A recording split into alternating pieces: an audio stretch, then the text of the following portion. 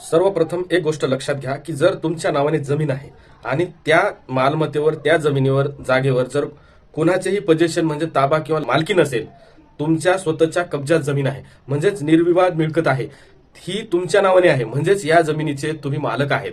मग मालकाशिवाय जागा ट्रान्सफर, हस्तांतरण, खरेदी विक्री, गहाण, दान, बक्षीस, sale deed, mortgage deal, will deed अन्य कोणत्याही माध्यमातून दुसऱ्याच्या नावाने होतच नाही. कारण त्या जमिनीचा ह्या जगातला कोणताही मालक तुमच्याशिवाय नसतो. म्हणजेच काय तर तुमच्याशिवाय त्या मिळकतीचा ह्या जगात दुसरा मालक कोणताही नाही, तुम्हीच मालक असतात. हे सर्वप्रथम आपण लक्षात घ्या. आता नेमकं काय झालं की जमिनीच्या किमती फार फार वाढल्यात आणि त्याचप्रमाणे जमिनीच्या खरेदी विक्रीतही फसवणुकीतही खूप खूप वाढ झालेली आहे. आपण बऱ्याचदा ऐकतो की एकाने दुसऱ्याची फसवणूक करून जमीन खरेदी करून घेतली आणि एकाने जमीन विकताना खरेदीदाराने जमिनीची ठरलेली रक्कम पूर्ण न देता जमीन परस्पर नावाने करून घेतली आणि एका भावाने दुसऱ्या भावाचा न विचारता वडिलोपार्जित जमीन परस्पराने नावाने करून घेतली. म्हणजेच मूळ मालकाची फसवणूक करून झालेले खरेदी खत हे रद्द होते का, हा सर्वसामान्यांना पडलेला प्रश्न आहे. तर या प्रश्नाचे उत्तर आहे की हो.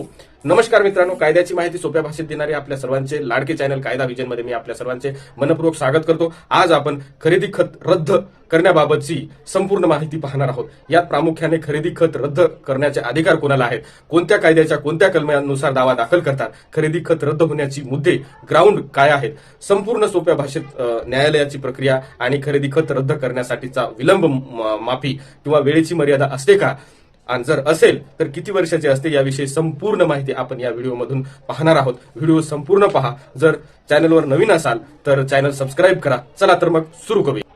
आपणा सर्वांना सर्वश्रुत आहे की खरेदी खत हे रजिस्टर कडे किंवा उपनिबंधक ऑफिसमध्ये केले जाते. तर मग खरेदी खत हे रद्द सुद्धा उपनिबंधक कार्यालयातच होत असावे असा सर्वसामान्यांना भ्रम आहे किंवा तसं वाटते. पण सत्य परिस्थिती तशी नाही. खरेदी खताची नोंदणी करण्याचे अधिकार उपनिबंधकाला आहेत, परंतु एकदा झालेले नोंदणीकृत खरेदी खत उपनिबंधक कार्यालयाला रद्द करण्याचे अधिकार नाहीत. तर खरेदी खत रद्द करण्याचे अधिकार फक्त न्यायालयाला असतात.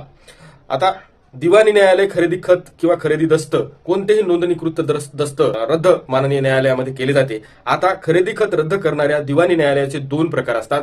एक नंबर कनिष्ठ स्तर दिवाणी न्यायालय व दुसरं वरिष्ठ स्तर दिवाणी न्यायालय. ज्या जमिनीचे ज्या जाग्याचे मूल्यांकन रेडी रेकनरच्या दराच्या जमिनीच्या मालमत्तेच्या पटाने असते. जर जमिनीची किंमत 5 लाखापेक्षा कमी आहे अशा वादग्रस्त जमिनीचा खरेदी खत रद्द करण्याचे अधिकार माननीय कनिष्ठ स्तर दिवाणी न्यायालयाकडे यांच्याकडे जातात. आणि ज्या जमिनीचे 5 लाखापेक्षा जास्त रकमेचे मूल्यांकन आहे अशा जमिनीचे खरेदी खत रद्द करण्याचे अधिकार माननीय वरिष्ठ स्तर दिवाणी न्यायालयाला असतात. जमिनीच्या मूल्यांकनानुसार ह्या दोन्हीपैकी एका न्यायालयात तुमच्या ओळखीच्या वकिलाच्या माध्यमातून किंवा चांगल्या वकिलाच्या माध्यमातून दावा दाखल करता येतो. आता खरेदी खत रद्द करण्यासाठी नेमके काय करतात ते सविस्तर सांगायचा मी प्रयत्न करेन. माननीय न्यायालयात दावा दाखल करताना कोर्टाची फीस भरावी लागते, जी की दाखल करताना ऑनलाईन दाव्यासोबत भरावी लागते. मग आता असा प्रश्न पडतो की कोर्ट फीस किती? आता सांगितल्याप्रमाणे जमिनीच्या मूल्यांकनानुसार रेडी रेकनरच्या दरानुसार त्याची कोर्ट फीस जी दाव्यासोबत असते ती दावा दाखल करताना भरावी लागते. म्हणजेच वेगवेगळ्या जमिनीच्या वेगवेगळ्या मूल्यांकनानुसार वेगवेगळी कोर्ट फीस असू शकते. त्यामुळे नक्की कोर्ट फीस किती आहे हे सांगता येत नाही. मग कोर्टाची फीस आणि वकिलांची फीस एकच असते का वेगळी असते, हा एक प्रश्न आहे. तर कोर्टाची फीस ही वेगळी असते. तुम्ही खरेदी खत रद्द करण्यासाठी ज्या वकिलांची निवड केली आहे त्यांना निवड करताना प्रकरण चालवण्यासाठी वकिलाची फीस जी ठरवून दिलेली आहे ती वेगळी द्यावी लागते. आता खरेदी खत कोणत्या कारणाने रद्द केले जाते किंवा खरेदी खत रद्द करण्यासाठी कोणती ग्राउंड आहेत ते ऐका. नंबर 1, जो मिळकतीचा मालक आहे त्याला अंधारात ठेवून जर मिळकत विकली असेल तर तो खरेदी खत रद्द करता येते. नंबर 2, जर विक्री करताना सक्षम नसेल किंवा भानावर नसेल किंवा त्याला दबाव आणून फोर्स करून दडपशाही करून प्रभाव पाडून व्यवहार केला असेल तर त्या व्यवहाराचा खरेदी खत रद्द करता येतो. नंबर 3, एखाद्या वेळी काही मोजक्या जमिनीची बोलणी आणि व्यवहार मिळकतीचा विक्रीचा ठरलेला असतो, परंतु खरेदी खतात संपूर्ण जमिनीचे खरेदी खत केले जाते. अशा वेळी झालेला खरेदी खताचा व्यवहार हा रद्द करता येतो. नंबर 4, जर जमीन वडिलोपार्जित आहे, 2-3 भाऊ आहेत, त्यापैकी एकच भाऊ सर्वच्या सर्व जमीन आपल्या नावाने करत असतो किंवा इतर भावाची फसवणूक करून मोठ्या खरेदी खताच्या आधारे आपल्या स्वतःच्या नावाने करतो, अशा वेळी झालेला व्यवहार हा रद्द करता येतो. नंबर 5, महाराष्ट्र जमीन महसूल अधिनियम कलम 85 चे तंतोतंत पालन केले जात नाही, अशा वेळी सदरचा झालेला दस्त रद्द करता येतो. नंबर 6, किंवा कुटुंबातील एकाच भावाने वडिलोपार्जित जमिनीची विक्री करताना त्रयस्थ विक्री करून खरेदी खत केले जाते, तर तसे खरेदी खत सुद्धा रद्द करता येते. खरेदी खत रद्द करण्यासाठी दावा कोणत्या कायद्यानुसार किंवा कोणत्या कलमानुसार दाखल केला जातो ते आपण थोडक्यात पाहूया. तर स्पेसिफिक रिलीफ ऍक्टच्या कलम 31, 32, 33 नुसार खरेदी खत रद्द करण्यासाठी माननीय न्यायालयात दावा आणता येतो. आता न्यायालयाची प्रक्रिया. माननीय न्यायालयात दावा दाखल झाल्यानंतर दावा फीस भरल्यानंतर प्रतिवादीला माननीय न्यायालयातून नोटीस काढल्या जातात. या नोटीसमध्ये हजर राहण्याची तारीख प्रतिवादीला दिलेल्या नोटीसमध्ये नमूद असते.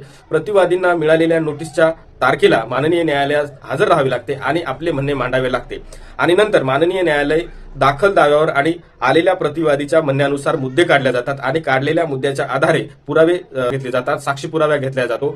साक्षीदाराचा उलट तपास घेण्याची वकिलांना संधी दिली जाते आणि नंतर वादी व प्रतिवादी यांचे पुरावे संपल्यानंतर वादी व प्रतिवादी यांच्या वकिलांचा युक्तिवाद माननीय न्यायालय ऐकून घेतात. नंतर सत्यता पडताळून खरेदी खत रद्द करण्याचे आदेश दिले जातात. या कायद्याच्या कलम 31 मध्ये खरेदी खत रद्द करण्याचे अधिकार आहेतच, परंतु त्याशिवायही इतर नोंदणीकृत दस्त रद्द करण्याचे अधिकार माननीय न्यायालयाला आहेत. ह्या कायद्याच्या कलम 32 अन्वये काही अंशी खरेदी खत रद्द करण्याचा आदेश माननीय न्यायालयाला आहे. आता काही अंशी किंवा अंशतः म्हणजे काय, तर जर वडिलोपार्जित जमीन आहे, दोन भाऊ आहेत, पण दोन्ही भावाची जमीन दोघांपैकी एकानेच परस्पर विक्री केली असेल, तर एका भावाच्या हिश्श्याची जमीन बाकी आहे, तेवढ्या जमिनीच्या खरेदी खताचा दस्त रद्द होतो. यालाच काही अंशी दावा मंजूर केला असे कोर्टाचे आदेश या कलमाच्या आधारावर होतात किंवा मोबदला संदर्भाने आदेश माननीय न्यायालय करतात.